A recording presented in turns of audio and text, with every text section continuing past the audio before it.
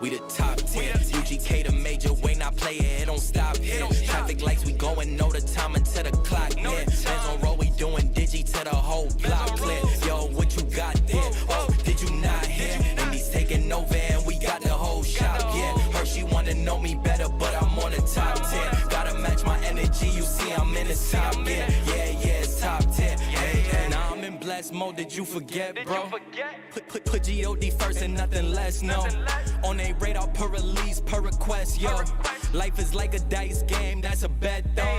Is you bugging, that's a dub. Shoulder shrug to the stub. Tell them hit the squatty up. See a line of cars meet up. Nah, don't bother us. Windows fogging up. If she in a passenger, then you know she finest. Damn. It's really still a bros and my blood love. All is all love. AWD, I got a newer clutch. And my guapi up, you could call me up. Since you know the face and the name, this is us. We the top 10. UGK the major way, not play it don't stop here. Traffic lights, we going, know the time until the clock near. Bands on road, we doing digi to the whole block clear. Yo, what you got there? Oh, did you not hear? And he's taking over.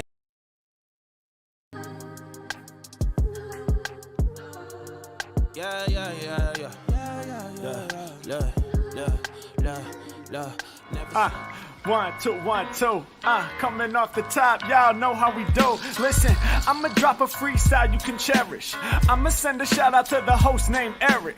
Yo, he's never on some average shit. You know Eric, he stays loud and passionate. I'm about to break it down for y'all with the clever song. Yo, shout the host named Thomas, cause he's never wrong. And shout to John, you know that he's smart and quiet. Unlike my freestyles, which cause a riot. I'm about to do it like this, cause the people love me. Shouts out to PHP, the ugly. It's called ugly cause it's not professional, but I'm about to come through and bless it with style. So let's do it when I'm spitting, I perfume the room. Yo, the segment of the show is called Doom and Gloom. That came from Thomas. Yeah, can nobody go beyond this? I get the mic and then I'm about to keep it like a promise. Yeah, and y'all know we fill them up with anguish. We talking about the PHP, the programming language. About to break it down, no exaggeration. What do y'all do for a living? Web applications. Okay, I can dig it. My words spray tight. They getting together on the Thursday nights. Yeah, when it comes to rhyming, you can call me the new dude. I spew true lyrics while y'all broadcast on YouTube. So let's get it. You know my lyrics are major. All up in the comments, they got plenty of haters, but they doing what they doing. Keep it ugly. We ending every show with the saying it's lovely. Let's go. Hey, shout out to y'all. Peace to the whole squad, man. Hope your channel is doing real well on YouTube. Hope you guys are having fun. And it was an honor and blessing to do this little custom freestyle for y'all. Hope you enjoy. Stay up. Yeah.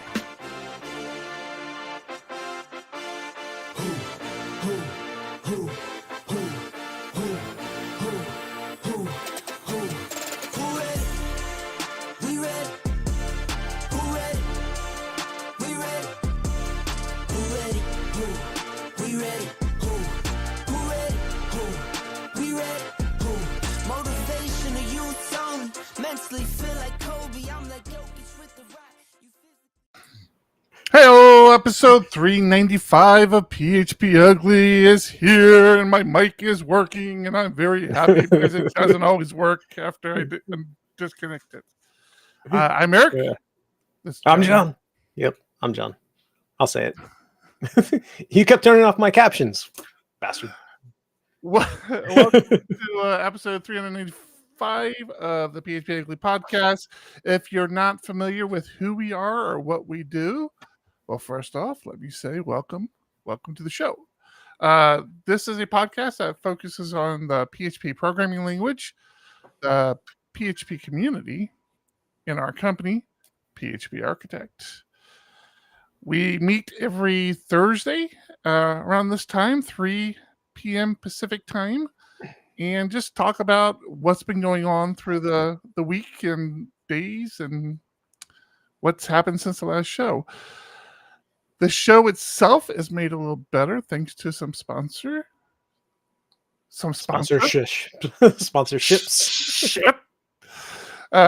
Honeybadger.io, as well as our supporters on Patreon. If you would like to be part of the actual show, you can do that. Join us at discord.phpugly.com, and you can suggest titles while the show's going. You'll see the little chat scrolling on the right-hand side. You can participate in the chat no matter where you're watching us at. But if you want to suggest titles using the bang title keyword, you have to do that in Discord. One of these days, I might get back to this and see if I can expand that. But you really want to be in the Discord because the Discord is there all week. We got some fantastic people in there, really smart people.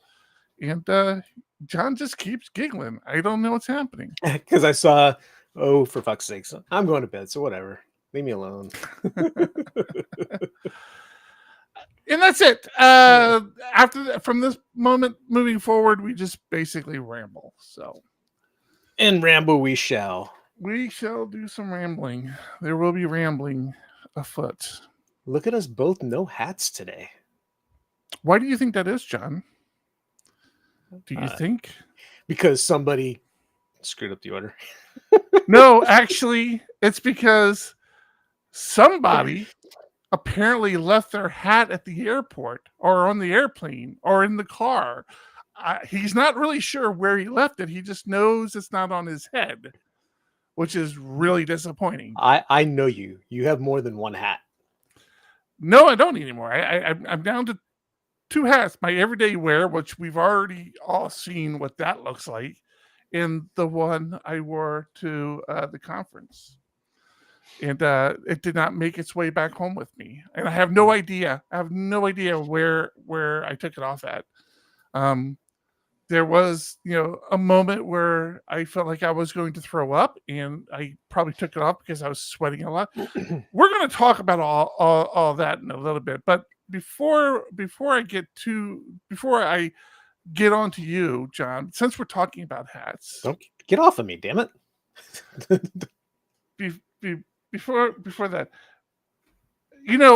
there's probably a very, very fine line between taking inspiration from and then just flat out stealing an idea. I'm not sure where this falls, but I'm not a big swag person at conferences. My days at the enterprise company really spoiled me on that. I got some really nice swag. I mean, we're talking unreleased phones, $1,000 cameras, tablets, and so I don't care about them. I don't get really hyped up about it. I grabbed some swag at the conference this past week that if we don't make a PHP architect version of this and have it at Tech next year, I ain't going. Check this out. You'll appreciate this because they were a sponsor of PHP Tech.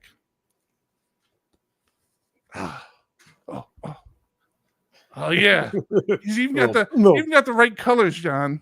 A little bucket hat. A little bucket hat. I mean, can't you just see a little elephant up here? A little elephant with the A, right colors. I mean, I honestly. I could just turn it around and put the elephant on there now. I kind of feel like Gilligan, but I'm good with this. I love it. It doesn't really work for the show, though. I'm going to have to take it off. Vehicle, you gotta get it out of the park with this one. I got to be honest with you. I will be doing yard work. Thank you for that, vehicle. Yeah, I saw that sitting there. I'm like, all right, I don't know what game I gotta play. I don't know whose weight I have to guess. I don't know what you need from me, but I'm walking away with one of these hats. And they just handed it to me. He's like, Eric, just please walk away. We're trying to get this done here. Please, you're scaring people. Corey says, I thought it was a tortilla at first. Yeah, that was a good. I like this. Yeah, we definitely need these for Tech next year. Maybe even need to leave them in all the swag bags next year. So I have a lot. You know how I get. You know I'm going to ramble. You know people are waiting to hear my rant and opinions of Laracon. So we're gonna make them wait a little bit. Let's talk about you for a moment, John. I love the Gilligan, a topical reference I am sure many will get. Really? We're old. We are so Really? old. No way. No, Gilligan. Everybody knows who Gilligan is. Not everybody. Ask anyone under 30. They don't know who Gilligan is. What? I'm sure. Oh, you want? I teased it in Discord yesterday or day before. Uh-oh. I've had one hell of a week. All right. Well, we actually have not spoken. I think this is we spoke very little bit last night, but this is probably the first time we've talked. I mean, I know you've had a hell of a week too with clients. We brought on a client that I worked on, 15 years ago, whatever it was. Got into their code base, and yeah, I made some mistakes. I'm not gonna lie. Made some mistakes. What do you mean? What do you mean, John? So, looking at their code, it's legacy and really bad, and they so abuse the session, like stuff. Everything. I remember session. Everything in the session you can think of, and me trying to streamline some of what they do. I'm like, your authentication method. They're not using a framework, by the way. Your authentication method is crap. I mean, it's called on every single page load. It's not very good. Let's move this up in the middleware. Put it on the route so that on the request. I mean, so everywhere gets it. You know, using today's best practices. Makes sense, right? Mm-hmm. Yeah. So that was a while ago. Everything seemed to be going great until it didn't. Until it wasn't. Until somebody realized, oh, if you try logging in as the same person twice in a row, no matter what password you put in, you're in. Don't worry about passwords. Passwords are pointless. Wait. If you log in as the same person twice in a row, yet you log in with the username and a wrong password, and it fails. It goes back to the login screen and says, "Hey, this failed." You try again with either that same password, any password, no password. Try again. It let you in. It's like, you know what? You seem like a good guy. I just think you might have forgotten your password. Yeah. Come on in here. You knucklehead. You tried hard enough. Just come on in. that might be considered a bug there, John. Yeah. So looking at, of course, you know, you panic and wonder what the hell happened. Yeah, it goes back to the session where they put something in the session prior to authentication, and then when I wrote that middleware, I'm like, well, if this is in here, they're authenticated. Yeah, that doesn't work.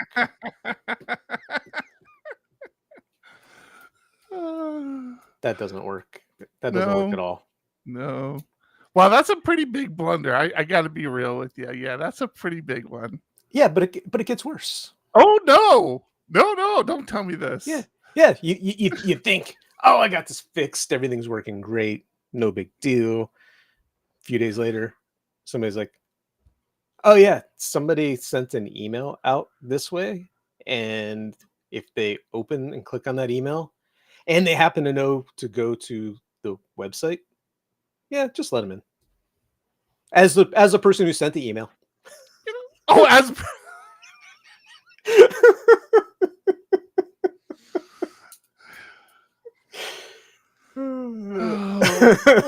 oh, boy, please tell me it ends there, John. Tell me there's not more. I figure out what happened there, fix it, release the hotfix for it. Everyone that's currently on the site can no longer use the site, or they have to log out and log back in. But unknowingly, just completely unknowingly, that happened to. But if they were on a page that didn't need to be reloaded, you know, making AJAX requests, yeah, they're just failing silently behind the scenes and nothing's working. It's been a bad week. That's pretty rough. That's pretty rough. Yeah, remind me not to take on old clients again. that was an unexpected nightmare. Yeah, jeez. Yeah. Like you mentioned, I my first day at the conference. I don't want to spoil it too much, but first day not an issue. Second day at the conference, though, I missed a big chunk of it. Addressing client issues as well. It was just kind of one after another sort of thing. It was a pretty big deal. So we'll talk about all that because it actually plays into the story a little bit as well.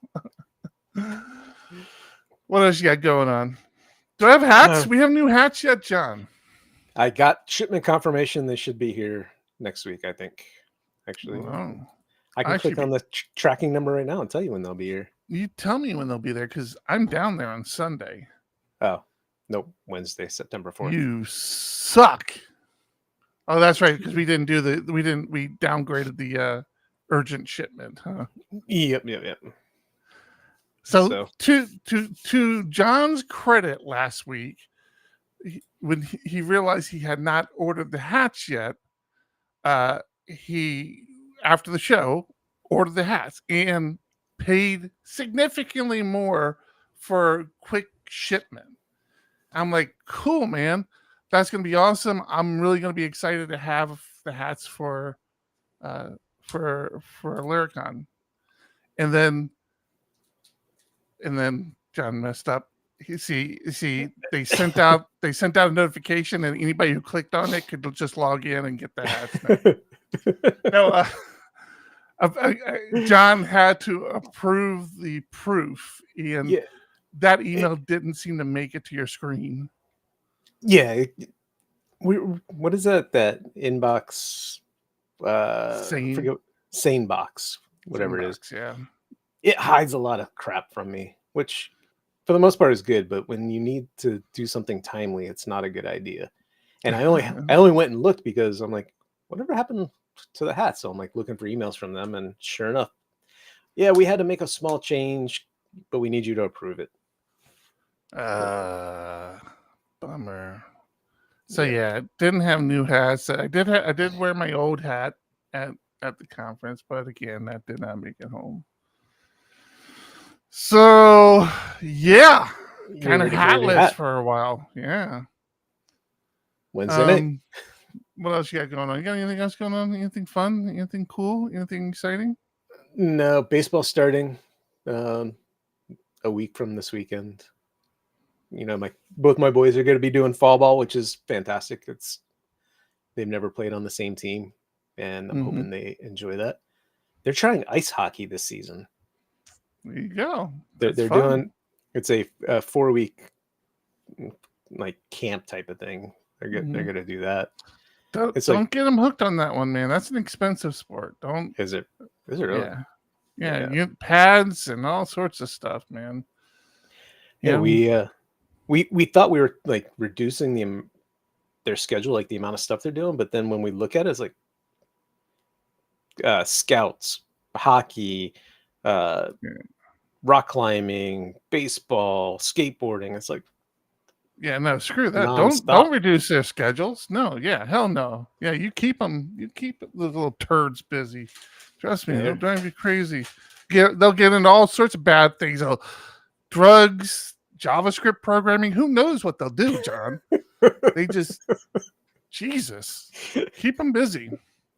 Keep them active. That's funny. Yeah, outside of that, not a lot going on. How about you? I know you've been gone for a week before Laravel. How was your time before there? I know you went and saw family. Laracon, I should say. Laracon, yeah. Yeah, I spent some time up in Oklahoma. Okie, as they call it. No, I don't know if they call it that. I just yeah, no, it was good because my sister, her two of her kids are living near her, and my mom obviously lives up there, and then her other kid and her husband lives down in Fort Worth, and they came up, and we had a whole little gathering. It's my one niece. Her birthday is this coming up. September 1st is her birthday. So since we're all there, we decided to have a little, impromptu party. I had to overcome my fear of balloons. I have this thing. I don't like balloons, latex balloons. I don't particularly like latex balloons, and I despise the popping of latex balloons. But I had to blow up all the balloons, so I had to overcome my balloon fear. Is it a fear or just the annoyance? It's a fear. I don't like them. I avoid balloons. Interesting. Unlike you, I did not know that about you. I'm a man of mystery, John. A lot of people look at me and go, "What's wrong with that guy?" It's a man of mystery, John. That's who I am. So we talked about client problems. Let's get into Laracon a little bit. Well, before we get to Laracon, Oklahoma was great. Family's doing well. Drove back down to Dallas. You can go to hell, Dallas. You know what? I'm going to tell you right now. The airport is called Dallas Fort Worth. My nephew and niece live in Fort Worth. I've been to Fort Worth. Fort Worth is like, this is nice. This is what I think Dallas should be like. Yeah, I don't like separate the two in my little California head. Dallas, Fort Worth are like one big thing. No. Dallas, you suck. Like, first thing, freaking hot and humid. Okay, that's the first thing. Second thing, I don't know what drunk engineers you have designing your roads, but like 4 roads merging into one onto a ramp is not a fucking safe thing to do, Dallas. Jesus. Yeah, the highway going over the it was all weird. The U-turns around and every highways. other road is a freaking toll road, and it's absolutely bonkers, man. I couldn't get out of there fast enough. I was happy enough when I got rid of the vehicle, because I didn't have the vehicle for Laracon. I dropped that off, but holy crap, man! Dallas, you need some help. All right. Before that, though, you know what you could use, Dallas? You could use some good error monitoring. Splunk like querying without having to sell my kidneys? Nice. That's a direct quote from someone who just saw Honeybadger Insights, the new observability tool from the folks at honeybadger.io. Insights is a fresh approach to logging, performance monitoring, and observability. It's a bit like Splunk, Datadog, or CloudWatch logs, but with just the good parts and a reasonable price tag. Honeybadger helps you gain deeper visibility into what's happening inside your applications, letting you drill down into the details and step back to see patterns in your data. You'll love how easy it is to query your logs and events and create quick charts and dashboards. The best part is that it's available on Honeybadger's free tier as part of their comprehensive monitoring suite, which includes error tracking, uptime monitoring, status pages, and more. Get started for free, then pay as you grow, or choose a 30-day free trial to unlock the full power of Honeybadger right away. To get started, visit honeybadger.io/plans. That's honeybadger.io/plans. Thank you, Honeybadger. All right, so let's talk about why Laracon sucked. No. Everyone's loving your segue, by the way, from Dallas into. It was smooth, right? It was smooth. You didn't realize commercial was coming at that moment. That was smooth. Yeah. Hit him over the head with it. Dallas was hot, man. So if you've never been to a Laracon, first thing, with a few exceptions, mainly the New York Laracons, as far as I'm concerned, Taylor Otwell finds some of the coolest venues to host these conferences, and this year was no exception. Another great venue. Back in Louisville days, the venue in the kind of the conference hotel, there's no official conference hotel. There's just kind of like this hotel everybody starts to gravitate to and go to. But the conference hotel and the place, the venue was, I don't know, it couldn't have been half a mile, but it was walking distance. But it was pretty far. Of course, the New York ones were all walking distance, but I was never impressed with either one of those venues. This is the first time that I can think of where there's been a hotel within walking distance to the venue. It was less than a quarter of a mile. I looked at it, I'm like, great, I'm not going to need Uber. I didn't realize I was going to be walking on the surface of the fucking sun for a quarter of a mile, but yeah, so it was nice. It was nice to be able to walk from the hotel I was staying at. And again, not everybody stayed at this hotel, so I was fortunate that I did. It was the closest hotel to the venue from what I could tell. The conference itself, wow.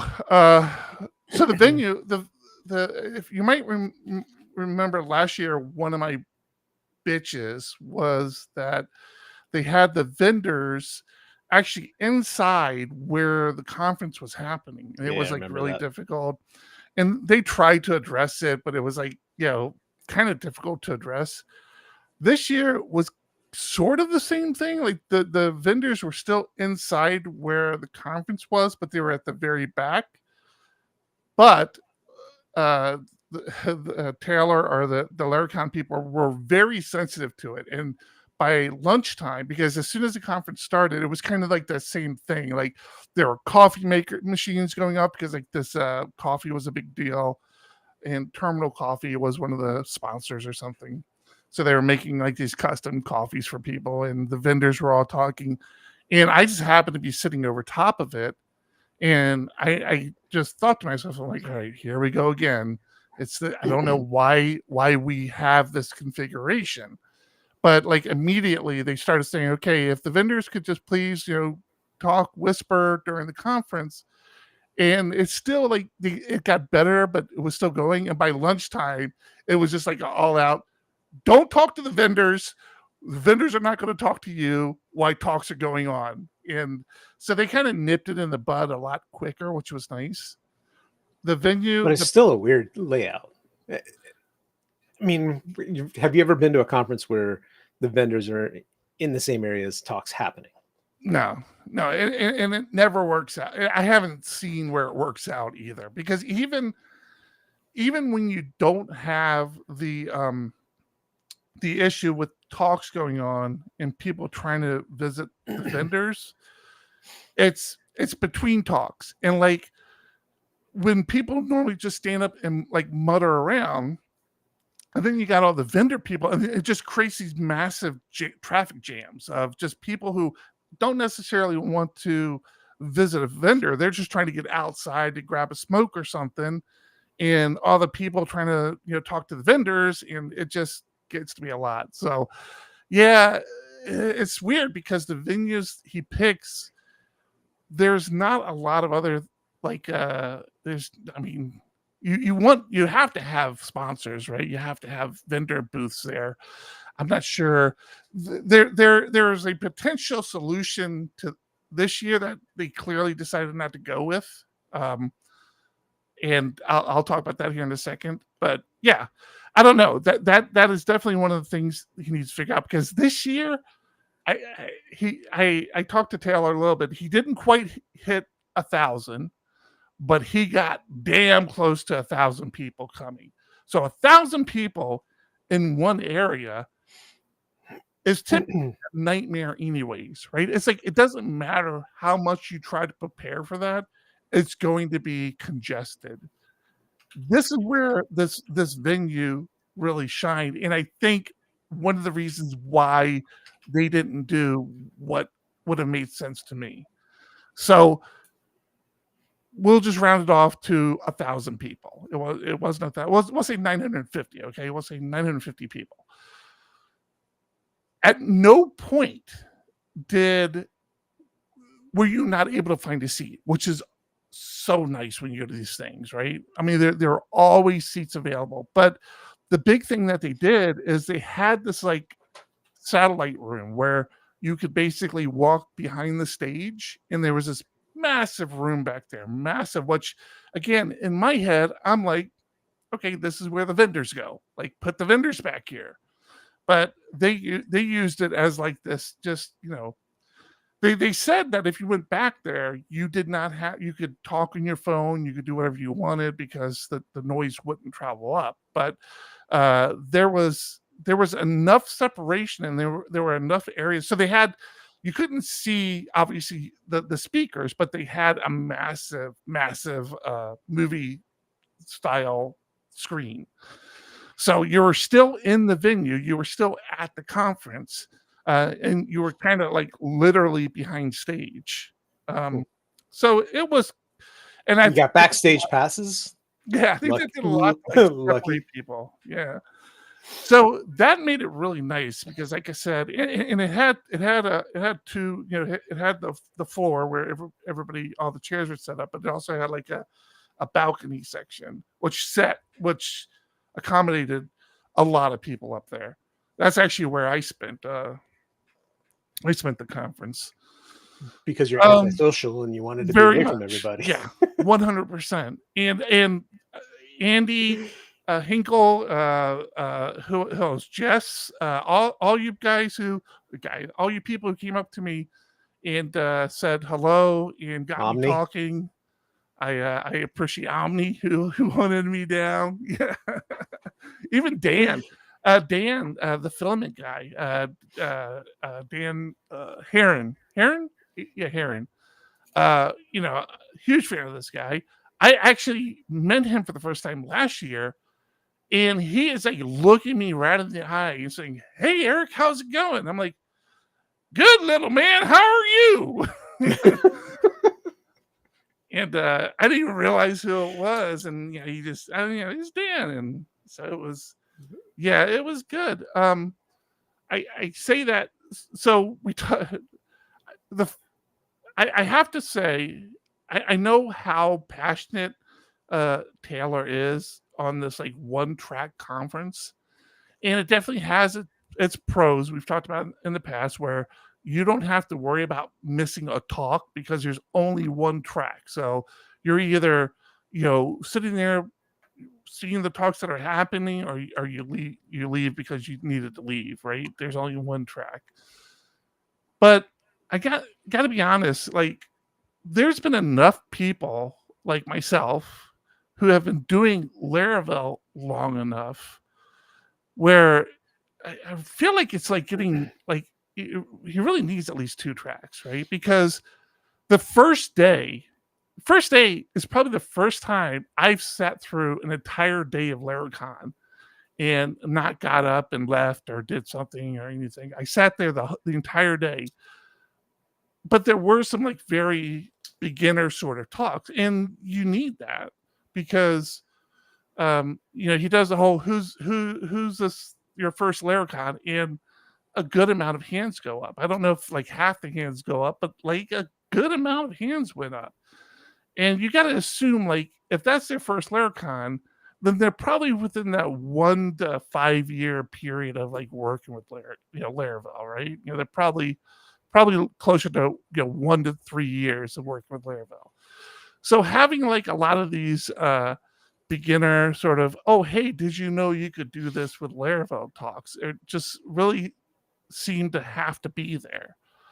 But I really think there needs to be a more advanced track as well for us old timers and the people, the business people, and the people who do this for work, who it's not a hobby. I really think you pushed the one track conference as far as it could go. Mm-hmm. But I because the advanced talks were fantastic, and I could have done 2 days of those alone, just those talks. But just I don't know how much longer he'll go with one track conference, but I feel like it could be, and I've even suggested it's working for him. Yeah, well, I've suggested to him in the past. I'm like, hey, why don't you make Laracon like a week-long event, but have like the first half of the week be, a cheaper conference with a lower cost for hobbyists and people new to Laravel, and then make the second half of the conference like it's technically a second conference, but the second half would be the business conference and the more advanced talks and things like that. But that's a lot, and he got what I was saying, but he's just like, I'm not doing that. Leave me, stop calling me, and how'd you get this number? Taylor, come on. But yeah, I don't know. How was it? You said you talked to him. How was that? Dude, he freaks me out. He freaks me out because he's so damn nice to me. I'm like, why are you so nice? Like he talks like he remembers you, or like he knows who I am. Like we hang out. No, he talks to me like, he's happy to see me. I'm like, this is weird. No, yeah, I talked to Taylor a little bit. The one who really freaked me out was I get freaked out when people are excited to see me just in general, right? So the whole like Laravel elite people, for the most part, are really, really friendly people. I mean, it's like, we're doing what we love. This is great. We're all happy. So like Adam Wathen, who I don't think I've ever really spoken to, was super friendly to me. Taylor is always friendly. Like Taylor will, last year, I try not to bother them during the conference because I know what it's like running a conference. And he was walking by me and he caught me out of the corner of his eye. And he actually turned around and looked and then, came back and said hello to me. It's like, okay, this is weird. But the one who really freaked me out, Titan, Matt Stauffer. Matt at Titan. Yeah, I gave the guy a lot of shit in the past because he stole one of my favorite developers. Not that I don't love you, Kaylin and Frank and Gene. Screw you, Mike. Get better. No, that's just kidding, Mike. David, I love all you guys. No, but one of our developers went to work for Titan. So I would always joke around. But I don't think the guy ever knew me. And I don't think we ever really spoke to each other. And he saw me at the after party. I was walking out, he was walking in, and he got like this big smile on his face. And of course, me being an idiot, I'm like stepping to the side, looking behind me, like, oh, who's he looking at? And I turn back around, and he looks, and he's like right in front of me. He goes, "I'm a hugger. Are you okay with that?" I'm like, "What? Yeah." And he like gives me a hug. I'm like, "Wait, I thought I was okay with it. This is weird." Sorry about the chubby there, Mike. Sorry.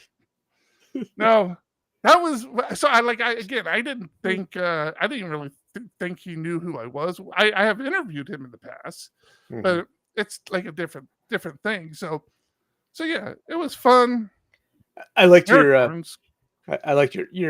picture with Adam Wathen, where I don't remember him being that tall. And then you look at the picture. The guy in the eye. I'm like, wow, he's way taller than I remember him being. And I go back and look at it. Looked at the picture. Adam is standing on a curb, like 6 inches up. Yeah, Eric Barnes is always great. Eric Barnes hunts me down. Eric Barnes and I think Eric Barnes and Taylor and I've gotten pictures with every Laracon I've gone to, which has been like the last 10 or however many it's been. And Eric Barnes just asked me to stop petting him. I'm like, I'm sorry, man. I love you so much. I actually got on. I crashed his Laravel News podcast. Jacob Bennett was interviewing David Hemphill, and I think it was a miscommunication because at first I didn't see them over their podcasting, and Eric Barnes was standing up there. So I walk up to Eric and I'm talking to him a little bit.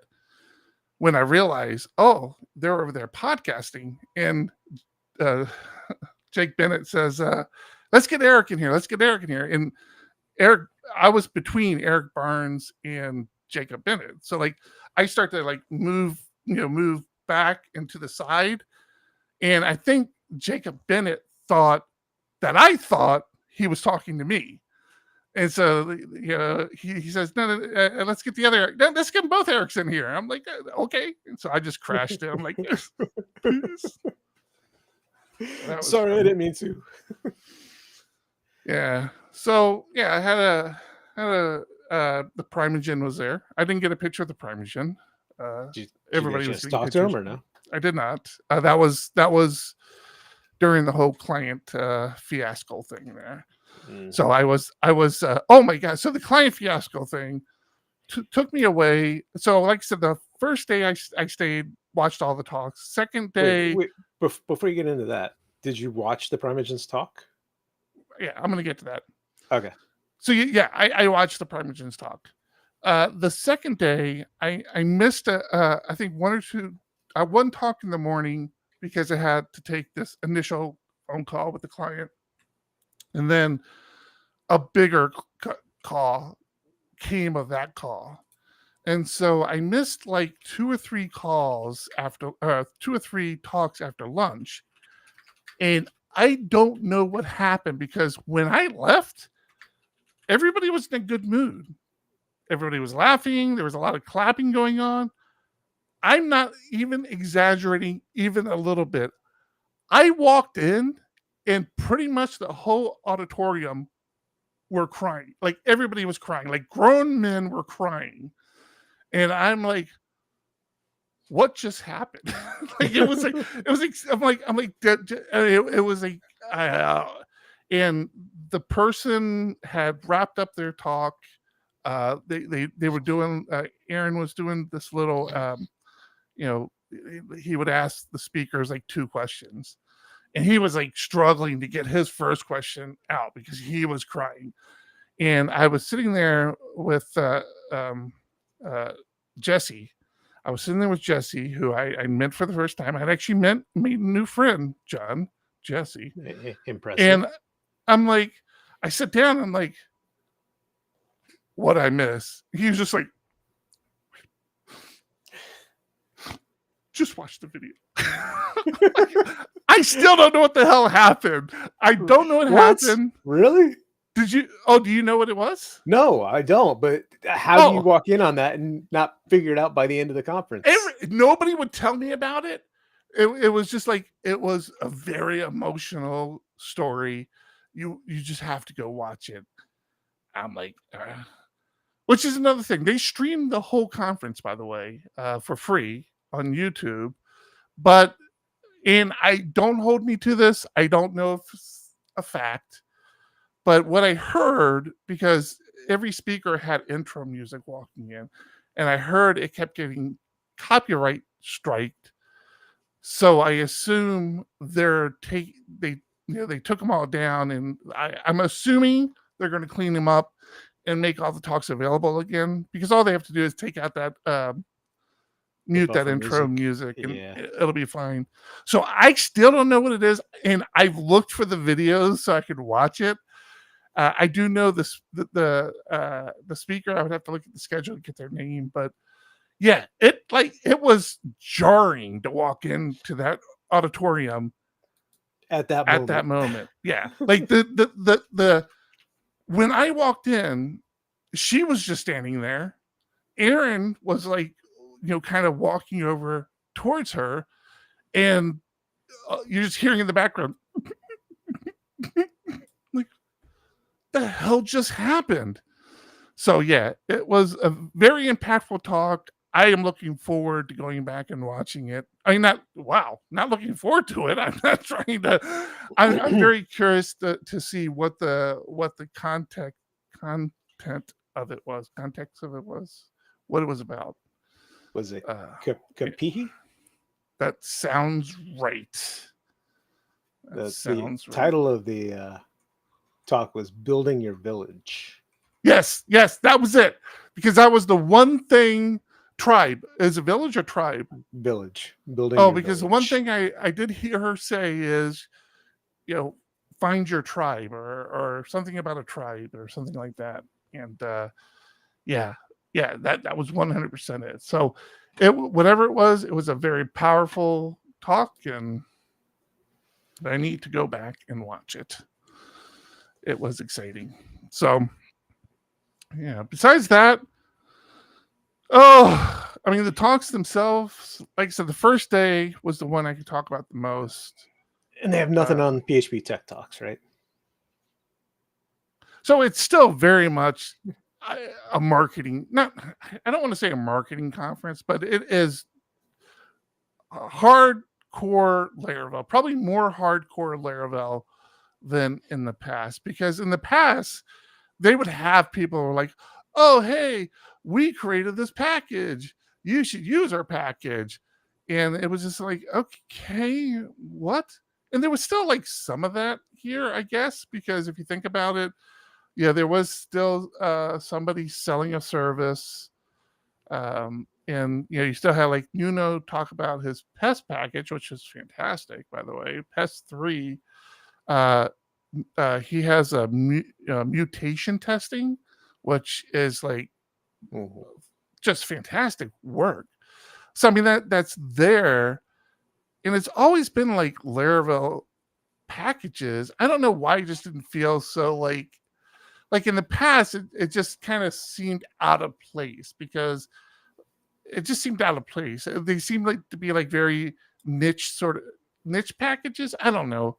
I just remember not caring for the talks, and there seemed to be one after another. Whereas now it's very deep Laravel, like, the only way you're using this is with Laravel sort of stuff. So right, yeah. So yeah, I did see a picture somewhere. Lambo Bingo. Lando Bingo. Yeah, Lando Bingo. I was thinking Lambo. I was thinking Lambo. Lamborghini. I'm like, yeah, I. What was it? Was it Lando or Lambo? Lamborghini, right. Lambo Bingo. I'm sure. Right. I don't play these silly games. I don't know. I'm like, is he really like flaunting his Lambo in front of everyone? Or no. You could win a Lambo. What? Yeah. Well, you didn't tell me that. Did you win it? Well, yeah, no, I don't. I told you, I get nicer gifts. You get nicer gifts than Lambo. It was a Lego Lando set. Oh, or Lambo. Yeah, Lego Lambo kit is what it was. Lamborghini kit. So funny. They did. You could win a laptop, AirPods, a couple iPads. I mean, all those things. So yeah. They all had games. There was a there was a game you would have probably enjoyed playing that I know a few people were playing, and it was our event sourcing guy, Daniel, right? Daniel, yeah. His event sourcing Verbs talk. Okay, so the Verbs talk. Let's get into event sourcing a little bit. His talk on Verbs. If I told him, he's another one who introduced himself to me, which I was very appreciative of. Him and Chris, both. I got to meet both of them. I told him if I walked away from that conference with nothing else, I walked away with the use case he gave during his talk on why you want to use event sourcing. Because when we were selling it to a client, the whole idea of the playback, which he even says, listen, playbacks are they're kind of like the fancy sell that you hope you never have to actually use, right? But when we were talking about playbacks, we're like, hey, you can blow away your whole database and you can rebuild it through the event system and playback. And the customer was like, the client was like, yeah, but we have point in time recovery of our databases. So like, what's the use case of that? I'm like, damn, I don't know if I have a good use case. And he gave me a fantastic use case, which is where, I was gonna say the use case is it's not playing it back directly to where you played it back before, but playing it back so you can do other things, build other search applications or project data in different ways to make it more useful to other parts of your system. Project data in different ways. Yeah, that would be good. His use case was I think the exact use case he gave was, let's suppose you have your application ends up with a bad actor who's doing bad things in your system. You can easily rate your when you run your playback. Basically, you can apply different rules to the playback. So you can say this user ID can't be created or whatever, or let's say maybe a better use case is you need to be 18 to to enter our site, and then 5 years, 10 years down the road, the government says no, you have to be 21 now. You can actually replay all your existing people, and based on the new rule set, whether or not their accounts are recreated. So just like this idea of, if you need to apply different rules to your environment, you can run your playbacks through your rules engines and apply those new rules. And I'm like, wow, that's a fantastic solution there. Yeah, and it's a much easier way to clean up data or not get data dirty in the first place, sort of thing. So I really did appreciate that. And then I did have a little bit of a aha moment, because the names that they use is a lot different than traditional event sourcing verbiage. Mm-hmm. And so I kind of got a better understanding of what they mean by state and what they mean by event. So I'm looking forward to trying to apply that. We're getting late here, so I'm going to blow through some of this stuff. Again, Nuno's PES 3. I was telling somebody, I'm pretty sure that guy does not sleep, because I can't believe the code he produces. It's insane. But PES 3 has me. I will say that I was more on the side of the fence of, if PES is just like syntactical sugaring on PHP unit, then I'll just stick with PHP unit. But I don't know, PES 3, I'm thinking, yeah, I think it's kind of moving beyond that at this point. There's some architectural testing, test dependencies, like I said, the mutation testing. I was kind of disappointed in Caleb's announcement, my Livewire guy, because I was looking for more Livewire, and I kind of got it, but he talked a little bit about Livewire, including some things that I didn't know was a Livewire thing that I need to start looking at. Like, you could do to kind of get a more seamless sort of feeling application. You can have your Livewire components be renderless, so it just basically kicks off a job without starting up a queue, without actually adding it to a queue. It just kicks off its component and then moves on with the blade stuff. There's nothing for it to show. So that was good. But his big announcement, let me share this. I'm kind of thinking that this is something I could see using.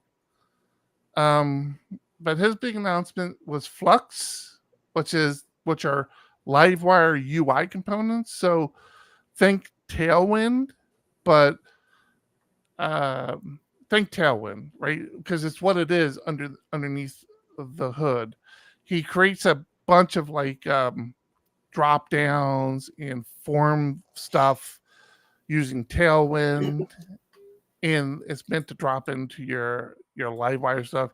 It's just this is a paid service. He said it was going to be $100 a project, which if you're a hobbyist, that's a lot of money. If it's something you do professionally, $100, you could probably burn through that pretty quickly trying to duplicate some of these components, but it's very close to like the Tailwind component library that you can pay for as well. Yeah, I mean these are just kind of examples of the stuff, and he's what. Before you go too much further, pro tip for anyone listening or watching: go to Discord, and we've had wonderful people in there sharing alternatives to this, like just a nice conversation around this, and there's lots of things like this that are already out there. Dude, don't be trying to take food out of my boy Caleb's mouth, man. What's going on? I don't think I'm taking food out of his mouth. I will 100% start banning people. No, I'm just kidding. Yeah, I figured that's what was going to happen. I mean, the same thing happened with Tailwind as well, right? Like Adam Wathan released his paid components libraries that you could go in there and pick and choose, and it didn't take too much longer to like free versions of them were popping up all over the place. I have a feeling this is going to be very similar to that. But yeah, there are some nice, well thought out components, and they're all library components. And don't get me wrong, each one does things a little bit differently. So you might like this more than the others. I'm just saying there's lots of options where you try the different ones, see what you like, and it very well maybe this one. Yeah, and like I said, if you're not making money coding, you're probably not going to want to go this route. Look for your cheaper versions. But I forget, because I know there were some other Laravel things like this where it was per project. How do they enforce that? Because usually once you have access to the code, you have it. How do you? I've never asked that question. I know Nova's like that. So Nova's another example, right? We have Filament, which in my head, I can't see the purpose of Nova anymore. Nova is the Laravel blessed from Taylor admin interface package, right? And that's a per project thing. And I don't know. I don't know if he has a call. I know what Spotty does is the stuff has to call home and check a license on the stuff that he pays for. I don't know if Taylor does the same thing, or if Taylor doesn't really care that much. But yeah, I don't have an answer for you. Especially when you're talking about something like this, like they're just components, like the Tailwind stuff. Yeah, I don't think there's anything stopping somebody from just ripping them off and just making them for free. But that's not a per project. That's a little different, I guess, because it's not a per project thing. But these are components. So I really don't know, John. I don't know how he enforces it. I think it's just like an honor system. That's what they're saying in Discord. Yeah. So yeah, I mean, typically you get involved with projects like this. You're just trying to help the developer out, and yeah.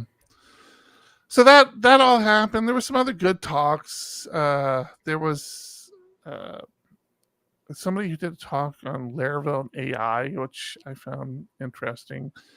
I keep kind of hovering around AI and figuring out how I want to use it. I know I want to use it, and I have some ideas on how I want to use it. I just don't know how to do that yet. Yeah, that's a big one. As far as Laravel itself, so this was an interesting thing. Probably one of the most interesting things of the conference. If you know Taylor, he uses what's the editor he uses? Shit. Everybody used to use it. Adam? No, not Adam. Not VS Code, not JetBrains. It's an old. It used to be a Mac only. TextMate, is that it? TextMate. I think it's TextMate. So Taylor, as far as I know, Taylor still uses TextMate, right? And Sublime. There you go. Thank you in our Discord. Sublime. Yes, it was Sublime is what he uses. So as far as I know, he still uses Sublime. A lot of the real hardcore Laravel people use Sublime because Taylor uses Sublime. PHP Storm, obviously, if you make a living doing coding, we've always said, much like these other services, buy a licensed PHP Storm. It's helpful. There's even a very powerful PHP Storm plugin called Laravel Ideas that, again, costs money. It's not a free plugin. But if you do Laravel development, that's the route you go. It's important to note both of these groups were sponsors of the conference, and both of them were there.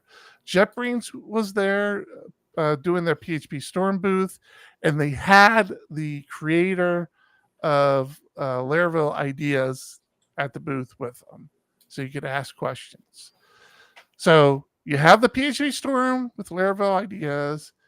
You have the Sublime. Of course, you have a big, believe it or not, there's a very big Vim community in Laravel as well. There's a whole group of us who code in Laravel using Vim. But one of the big announcements was Laravel, the company Laravel that Taylor owns, released an official Laravel plugin for VS Code, or extension. I think it's an extension in VS Code. So they've released a Laravel extension, which looks really good. I mean, it's pretty much, I don't know. I didn't use it, but it did a lot of things that the Laravel Ideas plugin does in PHP Storm, where it just helps you, like navigate your way to things in your config file and into your .env file, and it's pretty. Somebody spent a lot of time on this, and it's free. You're not charging for it as far as I know. In VS Code, you don't charge for it.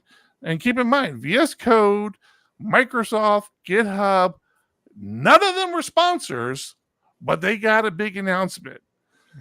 So if you're a VS Code user out there, and we've said if you're a hobbyist, VS Code's a great IDE to get started with. You can get a little lost because it's a very generic IDE, whereas PHP Storm is very focused.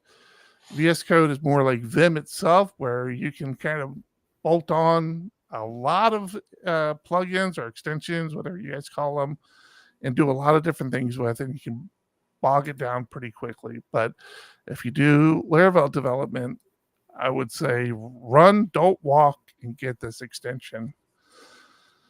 There was a bunch of other announcements about what's coming to Laravel. Container attributes in general is starting to get used heavily in Laravel, which is kind of exciting. We'll run through some of this stuff. Temp URLs are now available for private local storage systems. Anything else we really want to talk about? There'll be a new defer method, which will push jobs to the background, but without a queue worker, which looks really interesting. How does that work? I don't know how it works. He just showed it. He had no queue workers running. He had this defer method he called, and his application was able to move on, and everything else happened later. So he had some other stuff. Like I said, we're running along a little bit already, but he did some stuff with inertia. I heard he had taken over this project. I thought it was always a Laravel project. I guess it wasn't.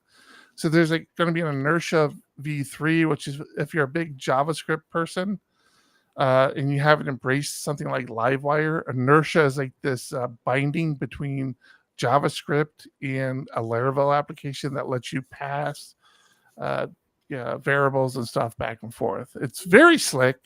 If I were to get into JavaScript, I would 100% be using inertia. I didn't really keep track of any of the cool stuff that's coming to it because I don't care about JavaScript, and you shouldn't either. All right, I think I understand how defer works. How's defer work, John? I'm assuming it's kind of like a class that takes executable code, a callable or some way to run code, puts it onto a stack. Once you get out of Laravel where the response is emitted out to the browser, that process closes that response so that the browser has everything it needs, but your process is still running. And normally shortly after that, that process dies and everything is cleaned up. But in between there, it runs all these tasks that you have deferred. So it's still in that same PHP process, but it's just it waits until after the response is sent to the browser and it's done. It keeps doing what it needs to do. Interesting.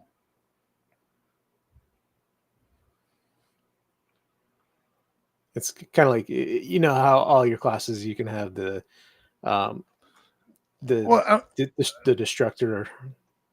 Yeah, I'm trying to remember because he also talked about FPM as well and how being able to hand processes off to other. Yeah, I don't know if those two were tied. I'm a horrible reporter. You should not pay me to go to these conferences, John. Yeah, defer looks cool. That's all I'm gonna say. But the big. Can I talk? Can I move on, John? Yep, you may. Okay. Yep. All right. The big announcement, which I don't know if it's something I'll use. I'll use to a degree for sure, but I don't know how long it will take me before I'm comfortable using a production implementation of this. C Money, my buddy in Chicago, in a tech attendee, says, I thought he was saying it spins up on FPM. Yeah, that's what I was saying. Yeah, I know. I remember he was talking about FPM and being able to hand things off to it. I think that's how defer works. But I still, when I was thinking that in my head, I don't remember how. If you needed a response from it, how that response got back. So I don't know. But I think you're right. If you're deferring, you can't. So you're basically simulating another request just to another PHP process. So it is different than what I was saying, but interesting. Buttery claims this has been a thing forever and super easy to implement. But back on the good old shared hosting days, processing would often get killed after response. So it was unreliable. How are you doing it, Buttery? Big talk from somebody who has such a weird name, Buttery. All right, big thing. Laravel Cloud. So this is a absolute direct competitor to everyone. It's very much like a platform SH sort of thing where everything is a service to you. It's not like Forge. If you have Forge now, Forge is just like a orchestrator, right? I mean, it helps you deploy, it helps you spin up queue workers we're just talking about and manage .env files. Envoyer is the same thing, except it does it with zero downtime. This is none of that, because those other solutions, you still have to have an AWS or a DigitalOcean account, and you still have to pay for those servers on those accounts. Laravel Cloud takes all that away.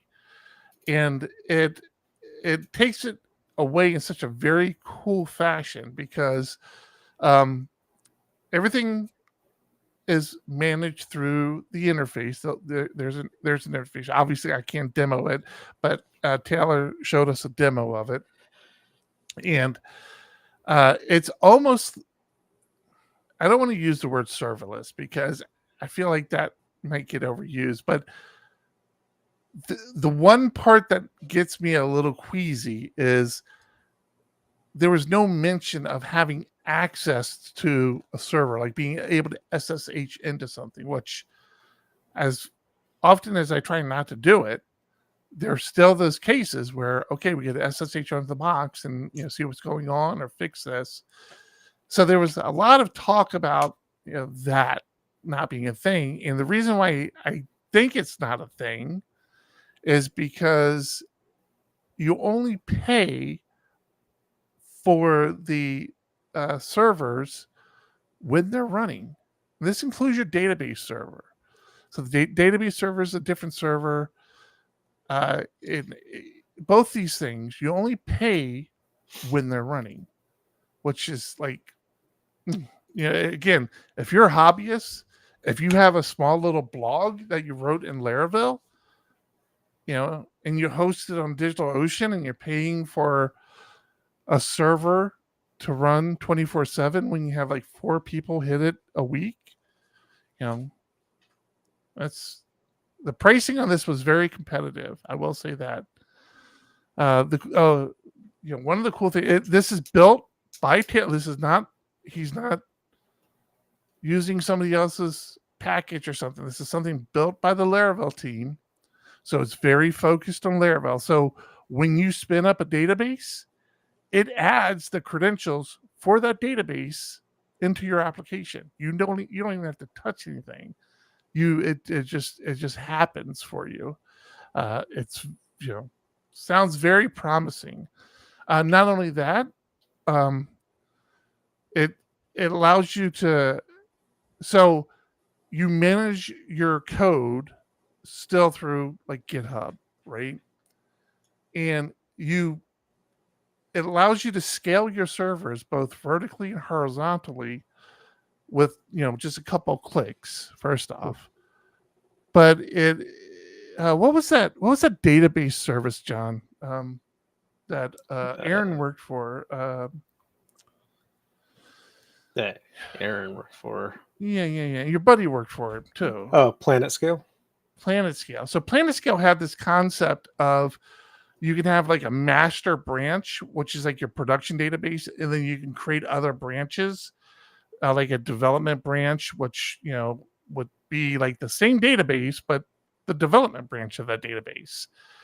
This is the same thing. Like in GitHub, you have your main branch, and that can be your production deployment, and then you can create servers for your staging branch and your dev branch, and each developer can have their own implementation of it. And again, staging development on the weekends when nobody's using it, you're not having to pay for it because the servers aren't running.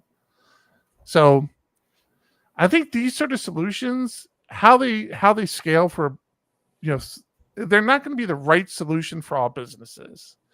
I mean, let's just make that clear and put that on the table right now. They're not going to be the right solution for all businesses, but they're going to be a good solution for a lot of businesses. Now, is it a great solution? I don't know. I haven't gotten my hands on it yet. I haven't tried it. Who knows, right? Sometimes we're going to have some servers on there very soon. Yeah, we're going to be paying for this. I already told Taylor. I'm like, we're paying for this, right? He's like, yeah, just put your name on the list. So that's all you can do right now is you can sign up for the wait list at cloud.laravel.com.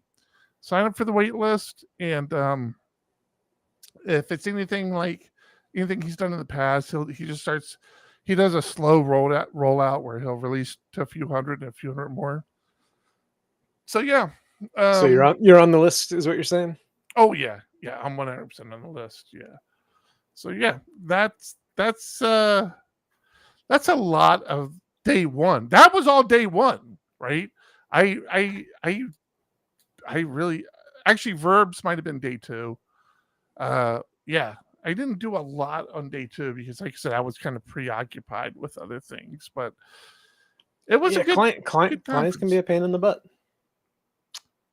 Well, they do pay the bills, John. They do. So I'm kind of okay. I'm kind of okay with that.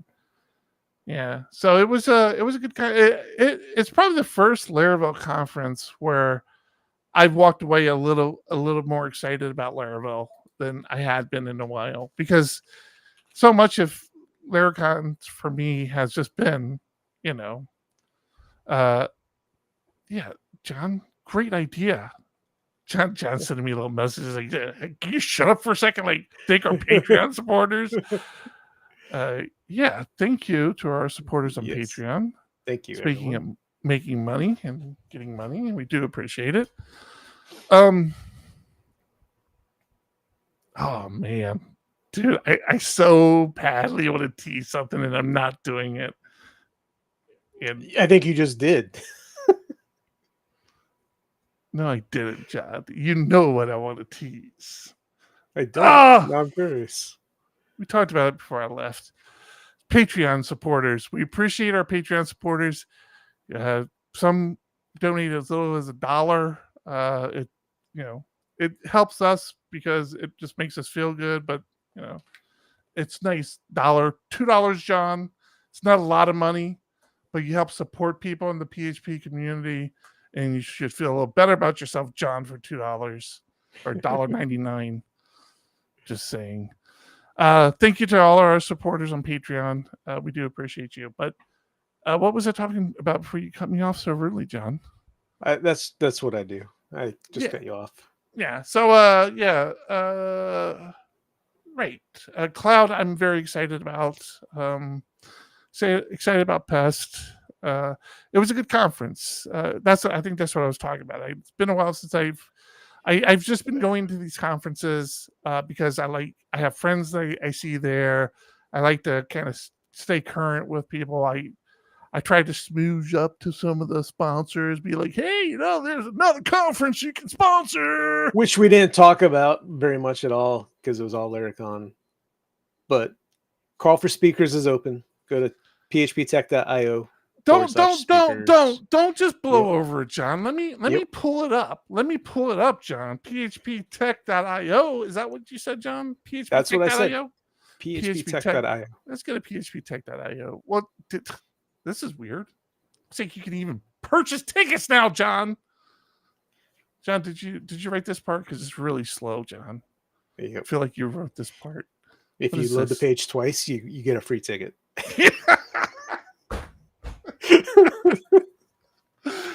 But yes, don't hold me to that. That was a joke. If you're interested in talking or speaking at Tech, and you will get a free ticket if you are selected to speak at Tech, as well as travel and hotel, because apparently we just treat you like royalty for some reason. Pop over to phptech.io/speakers and submit your talk. The hack is to submit multiple talks. We do try to get our money's worth out of you, so we like you to at least do 2 talks, but submit multiple. Sometimes 7, but if it's needed, yeah. Yeah, definitely had to get that in there. I appreciate you pointing out that, John. So yeah, talk, man, dude, it breaks my heart. Breaks my heart to this day. That's why that looks so weird. Look, see, John, I needed to do this whole show. I needed to do that. I was wondering why that was looking weird. I kept forgetting I have to resize things. It breaks my heart when I'm at Laracon and I'm like, yeah, I didn't see you at Tech this year. And they're like, what's that? Please leave me alone. I hate that. I'm going to get Eric Burns to speak at Tech. I'm thinking Matt to speak at Tech too. One of those guys. We should have given you a bunch of things to pass out. Like hats? Well, we can't pass out that many hats, but little information things about Tech. Yeah, that would have been a good idea. Just, leave them laying around until I get kicked out of the conference. There you go. But yeah. Yeah, Tech is happening. It's the next big conference. There's no other conferences between now and Tech. Unless you want to go to Portland. Which we will be at. We will be at Cascadia. We will be at Cascadia. We'll be hosting a booth. I might go. I don't know, man. You're going. I don't know. It just reminded me how much I didn't like traveling to Dallas, especially. Holy smokes. Shout out to my nephew, by the way. First thing, the dude drove from Fort Worth to Oklahoma to have dinner with us. Then drove from Fort Worth to where the conference was, which I didn't realize was over an hour drive for him, to have lunch with me. My nephew and niece, by the way. My niece came out with them. And drove over. They drove over, had lunch with their uncle, which was fantastic. Then nephew drove again this morning, picked me up at 6:00 in the morning in Dallas, and took me to the airport. John, that's what friends do. That's what families do. That's how it works. An hour's not that big of a distance, John. I feel called out.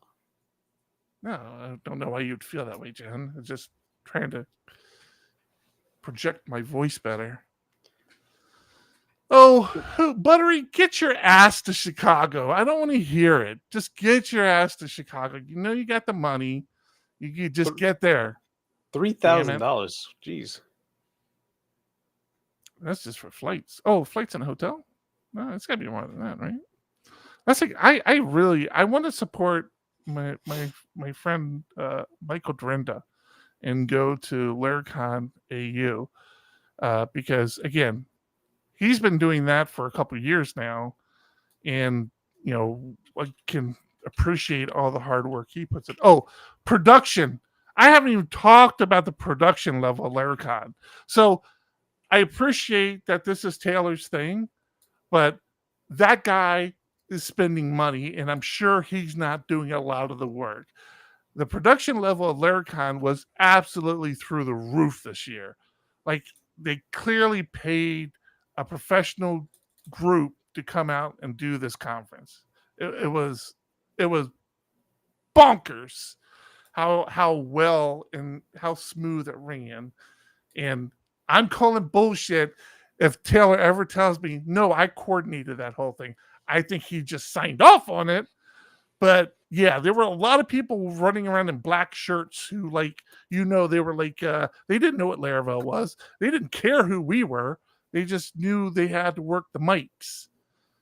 But back to Michael Drinda. Yeah, I've always wanted to go to Australia, go to Laracon AU, and I can't justify the flight alone because I'm a big guy, right? And you know this of me, John. I'm a big boy. I'm tall and I'm wide. And I can't coach it to Australia. Yeah. Buttery, here's the kind of friend I am. I just looked up flights from Japan to O'Hare. That plus hotel, you're less than $2,000. I just saved you 33%. You got to be there. You go. So I need to get out. I'll get out to Australia at some point. Yeah, production level of Laracon was off the chain. Not a whole lot. They had one glitch. Of course, it was when Caleb came up to talk, where they couldn't get slides working. But that was really it. It kind of went smooth from there. Do they still announce gates less than 7 minutes? They're talking about airports now. Yeah, all right. I gotta go. Right. Where do you gotta go? I got stuff to do. Busy man over here. No, I got more vulnerabilities to write. No, right after this, I gotta get ready. I gotta go pick up some Padres tickets. I gotta go to my kids' back to school night. I don't remember you invited me to a Padres game, John. Because I didn't. I got. All right, fine, John. We're going to end the stream. Well, we're not going to end the stream. We're going to end the show and then probably end the stream shortly thereafter. But if you're still here and you're still watching it, and I'm not looking for, it's over here in Africa. Yeah, no, we're good, John. Let's go. I'm Eric. And I'm John. Thanks, everybody, for hanging out with us. Appreciate it. I'm Eric. Keep it ugly. And I'm John. Keep it ugly. And keep it ugly. We are not very good at this, John. Coming off the top, y'all know how we do. Listen, I'ma drop a freestyle you can cherish. I'ma send a shout out to the host named Eric. Yo, he's never on some average shit. You know, Eric, he stays loud and passionate. I'm about to break it down for y'all with the clever song. Yo, shout the host named Thomas, cause he's never wrong. Yo, shout to John. You know that he's smart and quiet, unlike my freestyles, which cause a riot. I'm about to do it like this, cause the people love me. Shouts out to PHP, the ugly. It's called ugly, cause it's not professional. But I'm about to come through and bless it with style. So let's do it when I'm spitting, I perfume the room. Yo, the segment of the show is called Doom and Gloom. That came from Thomas. Yeah, can nobody go beyond this? I get the mic and then I'm about to keep it like a promise. Yeah, and y'all know we fill them up with anguish. We talking about the PHP, the programming language. About to break it down, no exaggeration. What do y'all do for a living? Web applications. Okay, I can dig it. My words spray tight. Hang on if you want to hear about the together on the Thursday nights. Yeah, when it comes to rhyming, you can call me the new dude. I spew true lyrics while y'all broadcast on YouTube. So let's get it. You know my lyrics are major. All up in the comments, they got plenty of haters, but they doing what they doing. Keep it ugly. We ending every show with the saying it's lovely. Let's go. Hey, shout out to y'all. Peace to the whole squad, man. Hope your channel is doing real well on YouTube. Hope you guys are having fun. And it was an honor and blessing to do this little custom freestyle for y'all. Hope you enjoy. Stay up. Yeah. Come on. Hey. Okay, so I didn't even give you shit yet, John. When I was having all of that client stuff, the first time I hustled back to, because I didn't take my laptop or even my iPad to the venue. I didn't want to carry a bag with me, so I just went to the venue, right? And I think it was on the second day, when the issue started happening, and I ran back to my hotel room so I could get on my laptop, and I opened up my Gmail, and I have like 60 messages in my inbox. I'm like, what the hell just happened? And like 58 of them are from you. I read a lot of little one-liner emails. Oh, really? It was very, very short responses. No, they were you were CC'd on a bunch of email. You just got another 30 before the show. Like, yeah, that's what made me think of it. I just looked at my mailbox. I'm like, yeah, John's sending emails again. It's not chat, John. So you know who the Primogen is, right? Yeah, we talked about him. I contend that I knew of him first and got him talking about PHP first, but I could be wrong. I don't know. So he was there. Like I said, I didn't even like take a picture. I didn't talk to him or anything. But man, dude, way shorter than I thought he was. Like you see him on stream. I'm like, I think that's a big guy. Like I think he's a tall guy. You know, he's lanky. I always call him, like Dr. Disrespect, because him and Dr. Disrespect, I'm pretty sure it could be the same person. You just throw on the glasses on the Primogen. But yeah, he's a short guy. And so there was a big basketball game before the conference. You know this? Yeah, there's a big there was a big basketball game between Laravel and Terminal, which is I honestly still don't know what Terminal does, but I know they did the coffee. And the Primogen was playing with Terminal. And of course, Taylor and a bunch of people were playing with Laravel. And I missed it. Like, I would have really enjoyed that game. But my mom had different ideas of what I would enjoy. And apparently it was going to Home Depot for her before I left Oklahoma. So I missed the game. But yeah. So the Primogen and their whole, not their whole crew, but there's like a few people in like the Primogen's orbit that I watch. TJ is another one. TJ is like a main contributor to NeoVim, like one of a big contributor to NeoVim. And when I got there the first day, I go up on this second deck and I find a seat and there's somebody sitting by me. I'm like, okay, I'm going to say hello to somebody so John doesn't have to give me shit about not saying hello to somebody. So I say hello. And I'm like, are you a PHP? Are you a Laravel developer? And she was like, no. She goes, and I'm like, oh, I'm Eric. And she goes, I'm Bash Bunny. And I'm like, first thing, I'm like, I thought it was funny that somebody gave me their handle as their name. But I don't know if you know who she is, but she's like part of that orbit, like a bunch of terminal strong developer sort of thing.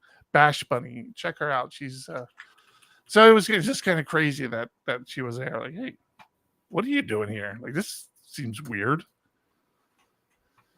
What are you doing? You're really trying to get Buttery out? I started something and then they kept it going. I don't know. That's what I do. Kaylin I stir the pot and I run. Japan because of you, Buttery. You upset him so much. I don't know what you said to him, but he's like, I'm leaving this country. Yeah. Bash Bunny comes up with a whole lot of thumb drives. I don't know what you're talking about. Yeah, you're probably not spelling it right. It's BASHBUNNI. Bash Bunny. Oh, yeah. Yeah, subscribe to her YouTube channel. She's fun. She's fun to watch. I don't know. She might be on Twitch. I don't know if she's on Twitch or not. Yeah, Twitch. She's on Twitch as well. I'm sure she does more of her live streaming on Twitch, but yeah, her TJ. I keep wanting to say TJ Miller, and it's not TJ Miller. It's TJ. I got to talk to you about TJ as well, John.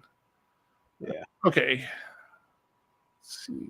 Bash Bunny's friends with TJ, but what's TJ? What's TJ's name? A Woods is I don't know how to tell John to subscribe to his YouTube channel if on his name. It's not just TJ. Something. He has another name. I'm sure of it. There you go. That guy. TJDE. Oh yeah, I've seen that guy around. Yeah. He's like a big contributor to them. Him, well, all three of them. The Parmesan is weak. He doesn't work at Netflix anymore. He left Netflix. Yeah. He's doing his own thing now. And him and TJ, I watch do a lot of like hardcore development, and so wicked smart, man. Wicked smart. So, yeah.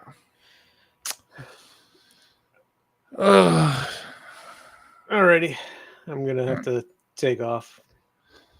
All right. I need to talk to you real fast before you leave. So I'm gonna end the stream so not everybody else can hear us. And I'm going to, if you're listening to the audio version and it's not like when you normally get it, it's because I fell asleep because I was literally in Dallas this morning and I've been humping it back to my homestead here. So I'm a little worn out, but I'm going to try to get this edited for you guys. All right. Yes. Thanks, Sarah. Sarah, we have our next PHP roundtable. It's going to be terminal TUIs and really TUIs, I think is really the main topic. In the power of TUIs and when you use them. So set your clocks for the second Friday of September, which I think is the 8th or 7th or something. What's the second Friday of September, John?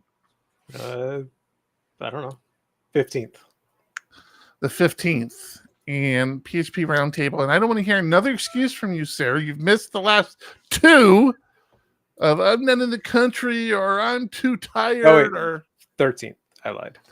Somebody who gives me all the shit in the world for not getting PHP Roundtable going enough bails on me. Get it. All right. TUI. Yes. TUI. That's what I said. TUI. Oh, nice. TUI. Yes. TUIs. Yeah, sure. TUIs. Yeah. Right. Maybe you shouldn't make the show, Sarah. Maybe you should be late. All right, that's it. We're in.